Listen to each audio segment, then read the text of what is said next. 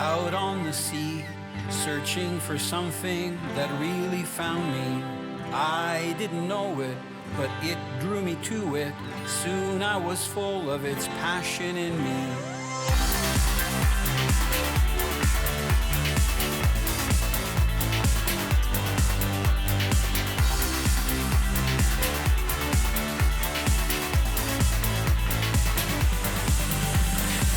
I'm Italo Labignan. 40 years I've fished the world and have learned it's not just about catching the fish, the size of the fish, or the numbers. It's about appreciating every sunrise and sunset, the smell of the sea, savoring the culture and the fish with friends. Here's the catch. It's the total experience. Presented by Bear Reels, versatile, precision, handcrafted hybrid center pins. Seabreeze boats, tame the oceans. Raymarine Electronics. Raymarine, simply superior.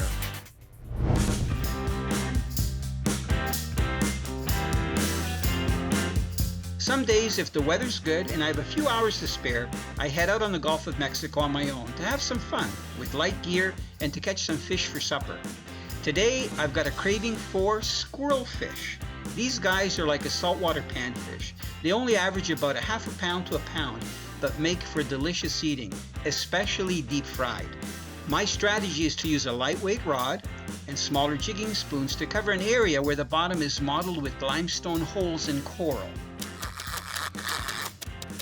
You know, today I felt like downsizing my gear, so I've got a light rod. I still have my Bear center fin reel on there. And I'm bottom fishing, just using spoons. Here, little grouper. Not hooked too bad. Just in the side of the mouth for an easy release. There. Look at nice little grouper. We're gonna let him get bigger. Hopefully he'll reach 20, 30 pounds. And this is where you toss him in so that they hit the water and take off. And he's gone. What I'd like to do is get a whole bunch of these squirrel fish. They call them sand perch. They kind of remind me a lot of the perch we get back in Ontario. They're anywhere from about 12 to 14 inches long. So they're not a big fish.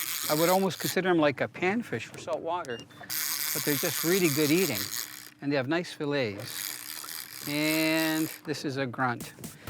You know, I'm getting a real smorgasbord. This is also a very good eating fish, but you know what? I'm not going to be keeping a lot of these fish. I'm being very picky today, like a pelican.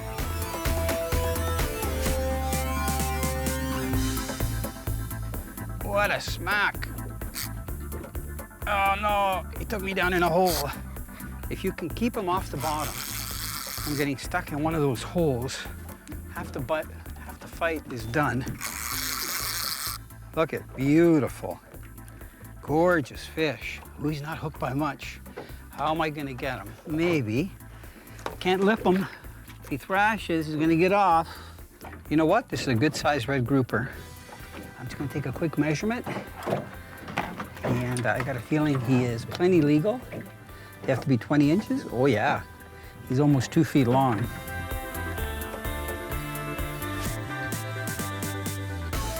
I'm getting a workout. The Gulf Y. Nice little grouper again. Come on, you ready to come up here? Oh. Don't think this is the fish that I had on right off the bat, because it felt heavier. See if I can just flip this guy backwards. Sometimes they come off, sometimes they don't. Yes, gone, good release. Hook check is good. Man, you know what? I'm right on top of this Swiss cheese that we're talking about. Let's see if I get another hit really quick. Oh, good workout. So as I'm letting the line down, I'm actually moving the front of the boat backwards so that my line is as vertical as possible. There's bottom. Where are those squirrel fish that I'm looking for? I'm not complaining. These guys are great fun, and they're delicious eating. When was the last time you had grouper, fresh grouper? Me, not too long ago. Oh, I wonder if that's a squirrel. Head shake, who knows? So this is a squirrel fish. They also call them sand perch. If you take a close look at them, they got stripes, kind of like our freshwater perch. You can see he's got beautiful colors. He almost looks like a wrasse with the little tips of the tail, both sides like that. And look at, he's got highlights on his dorsal fin. And the reason they call him a sand perch, you can see the stripes, right, that go down. So this guy's not big. I'm gonna say, well, big. If he was a yellow perch, I'm guessing he's about 10 inches. But if you look, see how nice and wide his body is? So he's got really nice fillets there. The only thing you gotta be careful of, I tell people, is the gill rakers. They call them a squirrel fish. I'm gonna put my nail underneath and hopefully he won't cut me. It's like there's two extensions of that gill plate where I've got my fingernail and the one just down a little bit from it over there. When you try to hold it by the cheeks like this and they thrash, it's like getting cut by a scalpel. Very nasty.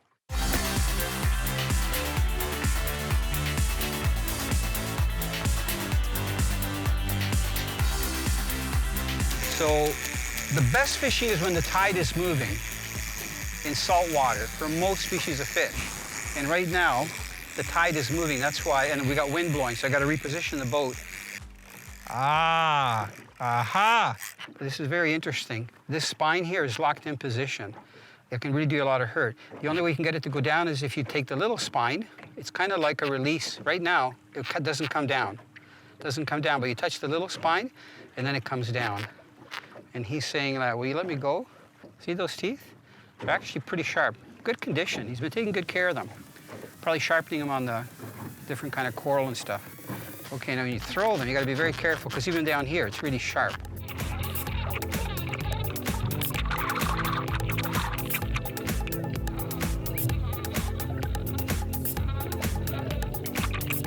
So what I'm doing, I'm repositioning the boat. We're in about, right here, 65, 70, actually 70 feet of water. All these blue dots, this is the 3D imaging that we have, is all these bait fish that are all near the surface. So what I've got here is 3 screens. This is my Real Vision 3D. This is my conical sonar, or you'd call it your fish finder mode. And then this is my, right here is the actual chart. So I see where I went down last time. I'm gonna go up just a little bit. I'm gonna zoom out a bit to make sure that I'm on the right track. I'm gonna go close to that X. This is where electronics come in really handy.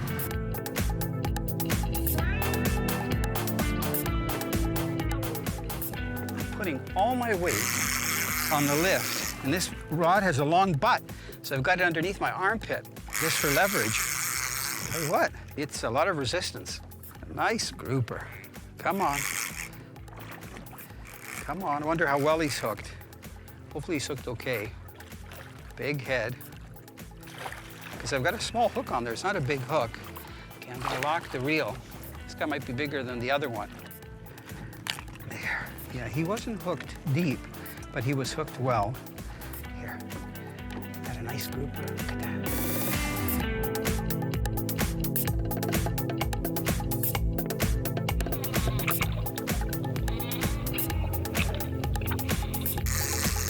This is one of those sand perch, AKA squirrel fish.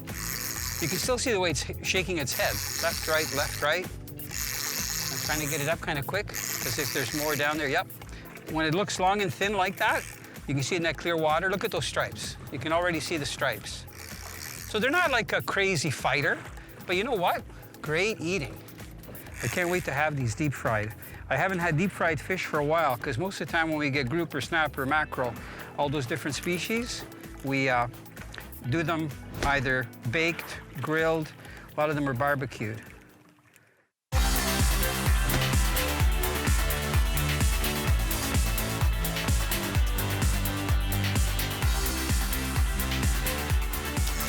You know, I love having nice casting platforms.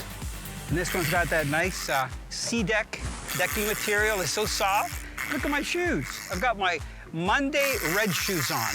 Let's see, tomorrow I'm gonna go with yellow. Yesterday I went with gray.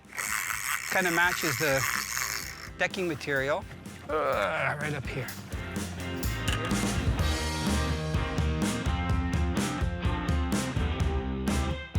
Look at those stripes. Aren't they beautiful? I think they're a nice fish. Look at it, big head. They almost have like a goby head, you know, back in fresh water. Those evasive species. There. You get the pliers. It's hooked nicely. Another good eater. You'll see what nice fillets I get off of these. I'm going to really have a nice snack on them.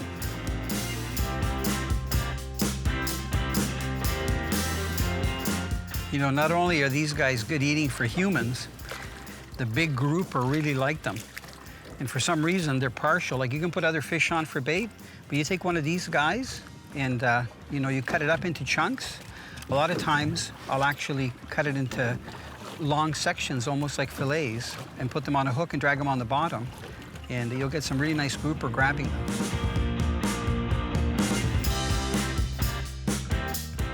This is where you kind of do the two-step, just for a change, just for the balance. And I get to walk around here while I'm fighting a fish, you know. Well, it's tugging pretty good. You kind of got to go with the flow, you know, like you can't just stand still in one spot because then you lose your balance. It's like those kung fu guys or the boxers, you know, that move around. Mr. Grunt, come on up. Check out our world. Come on, let's go. You're coming up. I haven't had a nice feed of grunts for a while either, but I'm going to be releasing them. You know, it's funny, when you're fishing in the Gulf, you could be fishing the same area year after year, and there's always a different flow of fish.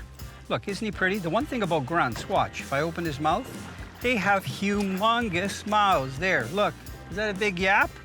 Sure is. They can eat a lot of food by opening it up. Big food, too. They love crabs, crustaceans, shrimp.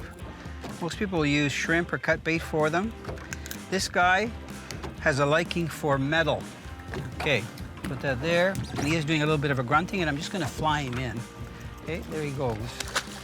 Boom, and gone, right down to the bottom. This is amazing. One thing I haven't seen today is porpoises. Normally you'll see porpoises out here. All I'm seeing is nice blue water, and that's okay. And fish, different colored fish.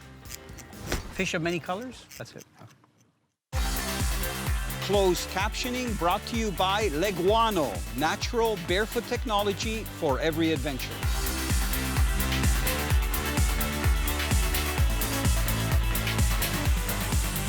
You know, sometimes I take it for granted how valuable sunglasses are. You know, if you've watched the series, you know that I'm a real fan of Maui Jims because they protect your eyes. You can really see into the water well. And they don't take away the colors. So even like this grouper, look, I can see every color on that grouper. He's so beautiful. Look at this. Talk about hanging on by your lip, you beautiful thing. There you go. Here, bye-bye. So I continue to bob up and down, catch a few squirrel fish with the odd grouper. It's a good day. He's back. Trying to get my back into this fish. I love the bend on that rod. Oh, don't go down. You know, big fish, actually, it's hard to breathe, you know, when you're trying to put your muscles into the fish, especially your big muscles, like back muscles and leg muscles. And this isn't a monster, like I'm not talking a 30, 40-pound fish, but look at, nice grouper. Come here, you beautiful animal. It's time to jump in the boat or fall off. One little hook, just tagged. That was not gonna come off. Beautiful, look how big their mouths are. See all those teeth? Let me give you a little pan here. See that? Okay. Yep, those teeth are sharp. Okay, flying fish, here you go. Boom. Okay, I had my fun. Time to make like a banana and split back to shore. Clean some fish and enjoy a fresh fish fry. Today we're going to give the fry daddy a workout with those fresh squirrel fish. First thing though is getting them filleted. I start by taking the sharp fillet knife, making a cut behind the head, and then running the knife with the blade out down along the back. I separate the fillet from the body towards the back of the fish and carefully separate the front of the fillet from the rib cage to the belly.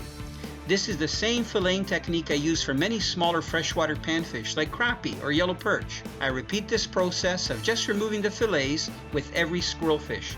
kind of feels like working on an assembly line. Some anglers would wonder why I would keep these little guys when I can catch bigger snapper and grouper, and my answer would be because I like variety, not just in how I prepare my fish, but also the individual flavors of different species of fish. It might seem tedious to clean these little guys, but I don't mind and I actually enjoy it. After all, it's a beautiful day and I'm cleaning my fish with a great Florida view. Fillets are all removed. Time to release the carcasses into the canal and let the blue crabs have a feast too. Now I take each fillet and carefully remove the flesh from the skin. This is where it really helps to have a sharp, flexible fillet knife tip. I find I have the best results if I angle the fillet knife at the right angle to just brush the inside surface of the skin. That way I don't waste any of the tasty meat. I repeat this process with all of the fillets and discard the skins in the canal. Once all the fillets are skinned, I gently rinse them off, place them on a stainless steel platter, and they are ready to be coated.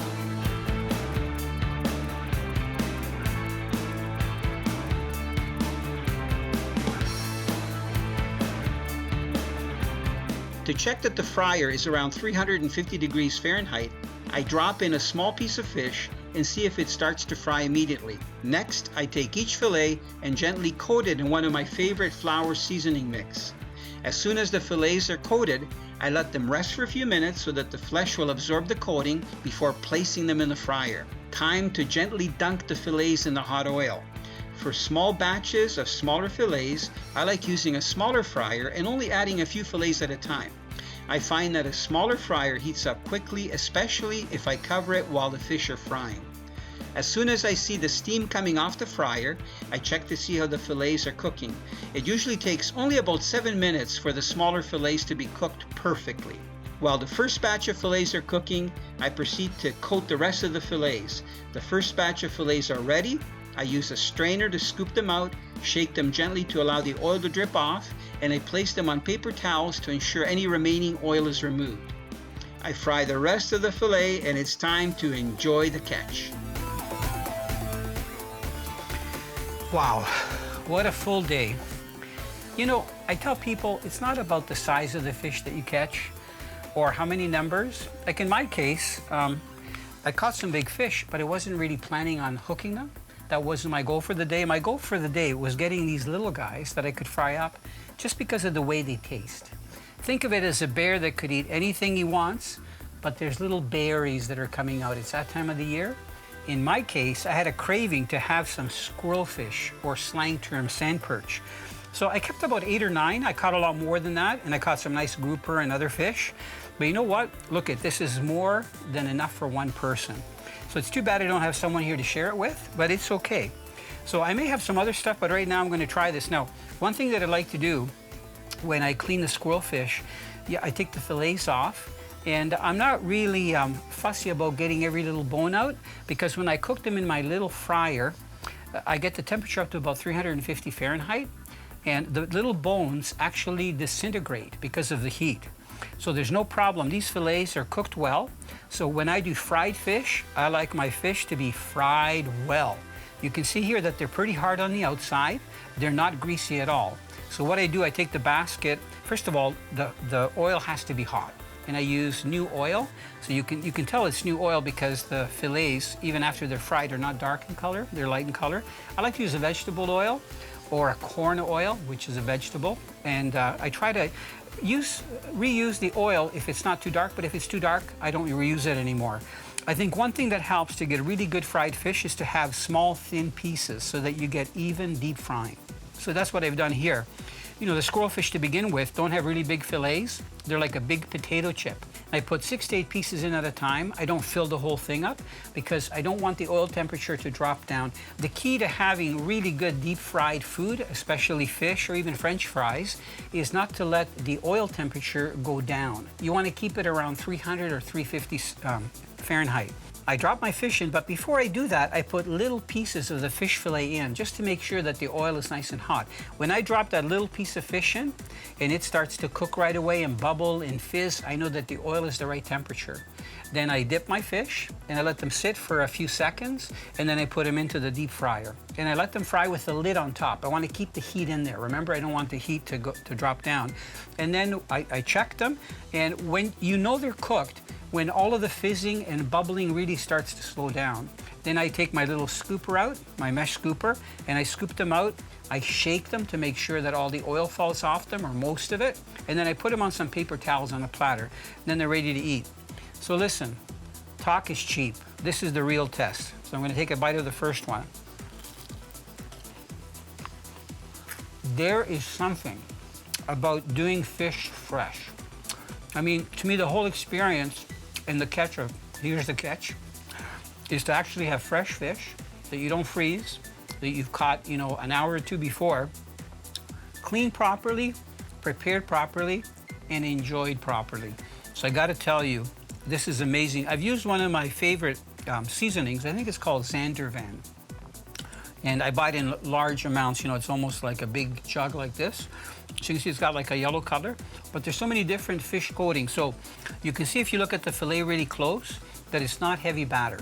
So the difference is this is a coating. So it's just a very fine coating.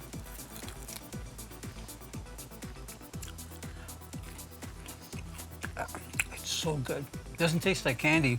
I'll tell you, I could eat this whole, I probably will eat this whole platter. So you know what? If you get a chance to fish the Gulf, don't be distracted by trying to get just big fish. I mean, they're fun to catch. These squirrel fish, if you ever catch them, or sand perch, make sure to keep some. You can even do them as sashimi. So you take the main part of the fillet away from the rib cage and you cut it into thin slices where it's not too muscular and no bones, and you lay them out on a platter. I have had some Korean friends down from South Korea where we've had a whole dinner and then we've had the squirrel fish sashimi on a platter. That's all they ate because it is so good. Or you can roll it up, you know, and do rolls with rice and so on. I'll tell you what, these things are amazing. Let's see, what should I fish for tomorrow? I think I'm gonna go for snapper, just to change it up. You know, when you eat fish every day, it's important to do them in different ways and always enjoy them. That's the catch.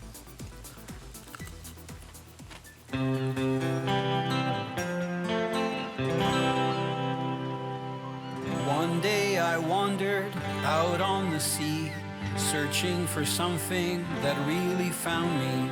I didn't know it, but it drew me to it. Soon I was full of its passion in me.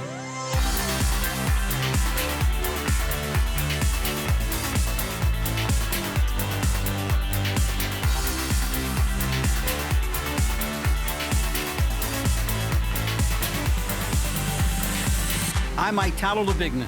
40 years I've fished the world and have learned it's not just about catching the fish, the size of the fish, or the numbers. It's about appreciating every sunrise and sunset, the smell of the sea, savoring the culture and the fish with friends. Here's the catch. It's the total experience. Presented by Bear Reels, versatile, precision, handcrafted hybrid center pins. Seabreeze Boats, tame the oceans. Raymarine Electronics. Raymarine, simply superior.